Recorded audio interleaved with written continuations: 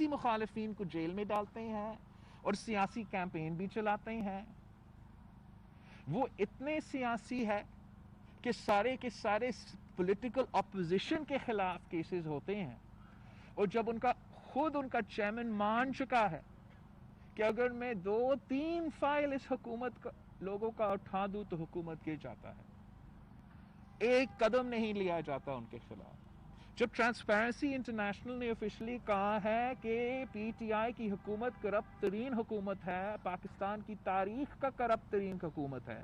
جب billion tree tsunami کا scandal, be are T کا سکینڈل, معلم جبہ کا سکینڈل, ہر وزیر کے ساتھ آتا چینی چوری, تیل کا جو سازش ہوا, یہ سارے سکینڈلز آپ کے سامنے ہیں. مگر ان کیسز پہ نیب خاموش ہیں, تو پھر پورا پاکستان کے سامنے ہے کہ یہ ایک سیاسی ادارہ ہے. میرا تجویز ہے پی ڈی ایم کے جماعتوں کے لیے اور ہمارا سندھ کے جو ممبران پارلیمان ہیں کہ ہمیں انشور کرنا چاہیے کہ جو آفیسران کرپشن کا انویسٹیگیشن کر رہے ہیں وہ خود تو کرپٹ نہیں ہے, اور پورا پاکستان کے لیے اور ہر صوبہ میں یہ قانون سازی کرنا چاہیے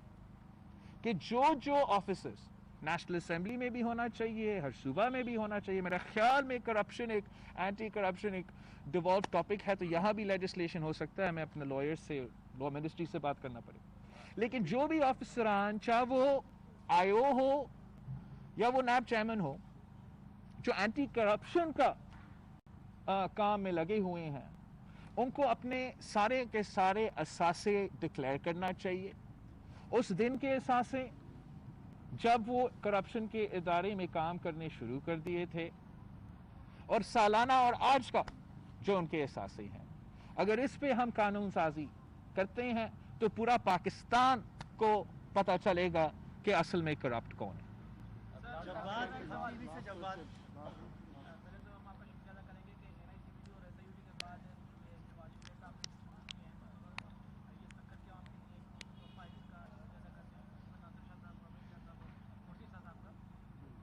یہ چاہوں گا کہ اب میڈیا ورکرز کے لیے, میڈیا انڈسٹری کو اپلفٹ کرنے کے لیے, خصوصاً ہم جیسے نوجوان جنہوں نے ابھی ریسنٹلی میڈیا جوائن کیا ہو, پڑھ کر اور پاس آؤٹ ہو کے میڈیا جوائن کیا ہو, پھر ان کو فائر کیا جاؤ, ان کے لیے آپ کیا پروگرام لانے جا رہے ہیں؟ اور دوسرا سوال یہ ہے کہ پی ڈی ایم کی طرف سے رہنے کا بھی اعلان کیا گیا جی ایچ او کے پاس, اور آپ کو دعوت بھی دی گئی چائے کی, تو کیا آپ جہاں تک میڈیا کے حقوق ہے, ہم سمجھتے ہیں کہ ہر کسی انڈسٹری میں جو بھی کام کرتے ہیں ان کا حقوق کا تحفظ ہونا چاہیے. اور جس حد تک پاکستان پیپلز پارٹی آپ کے پلیٹ فارمز کے تھرو, چاہے وہ پی ایف یو جے ہو یا وہ اپنا پریس کلبز ہو, ساتھ دے سکتے ہیں ہم, وہ تو سیاسی طور پہ دے رہے ہیں. کچھ پالیسی سجیسٹنس ہے جس پہ ہم کام کر رہے ہیں. تھوڑا بہت ناصر شاہ صاحب نے آج ذکر کیا تھا ہمارا مزدور سٹی کا ایونٹ پہ, جس پہ ہم جو حکومت ڈیوز اور ایڈز کا جو سلسلہ ہے اب کے اداروں کے ساتھ, اس پہ ہمارا کوئی ارینجمنٹ ان کے ساتھ ہو کہ جیسے ہم یہ پیسہ دیتے رہیں آن دا کنڈیشن کہ وہ سب سے پہلے جو ان کے امپلائیز ہیں وہ ان کا ڈیوز بھی اس پیسے کے ساتھ پے کرے. تو اس قسم کے سٹیپس لیے جا سکتے ہیں حکومتوں کی طرف سے, تاکہ ہم مزدوروں کے لیے, امپلائیز کے لیے, سب کے لیے اس مشکل وقت میں جو بھی ہم فیسلٹیز پہنچا سکتے ہیں وہ ہم کریں. جہاں تک چائے کی دعوت ہے, وہ احتجاج کا جہاں لوکیشن ہے وہ تو پی ڈی ایم کا فیصلہ ہے. چائے پینے کا جو اسٹیٹمنٹ ہے, آئی تھنک دیٹ وزیر اعظم صاحب نے بھی کہا تھا کہ وہ ہمیں کھانا کھلائے گا, ہمیں کنٹینرز بھیجے گا, تو میں اسی طریقے سے یہ اسٹیٹمنٹ بھی دیکھتا ہوں. آخری سوال ہے, جہاں سے کے خلاف فنڈنگ کیس چل رہا ہے الیکشن کمیشن میں, کیا الیکشن کمیشن میں اتنی ہمت ہے کہ پی ٹی آئی کے خلاف فیصلہ دے گی؟ یہی ہمارا مطالبہ ہے, یہی ہمارا مطالبہ ہے کہ الیکشن کمیشن کو انصاف کرنا چاہیے. الیکشن کمیشن کو اس سوال کا جواب دینا چاہیے جو ہر پاکستانی کے ذہن میں سوال ہے, جو 2014 سے کیس چل رہا ہے. اگر پاکستان پیپلز پارٹی کے اوپر